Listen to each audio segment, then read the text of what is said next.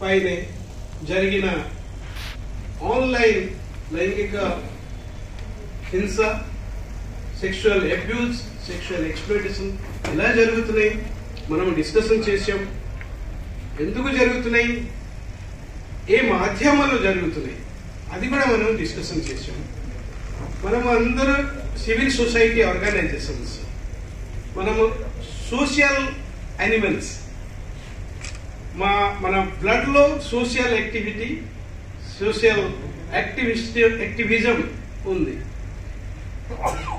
ఎవరు చెప్తే చెప్పకపోతే కానీ మనము ఈ సోషల్ యాక్షన్ మనం చేస్తున్నాం.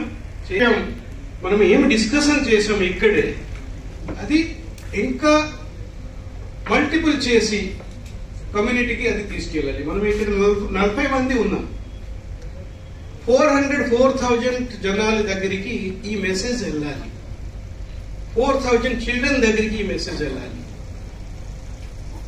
అది ఆ ఉద్దేశంలో మనము ఒక్కొక్క ఎన్జిఓ ఇక్కడికి వచ్చేవాడు అందరూ, నేను ఇక్కడి నుంచి వెళ్ళిన తర్వాత నేను సొంతగా పర్సనల్ గా ఏమి చేస్తాం.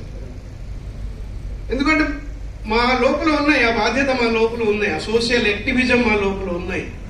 అది నేను ఏం చేస్తాం అది ఆలోచించి ఒకటే అందరితో షేర్ చేస్తే ఇక్కడే అందరు కూడా నేర్పిస్తారు. అది ఓకే మేడం గారు ఇది చేస్తాం అనుకుంటారు, నేను కూడా అది చేస్తాను.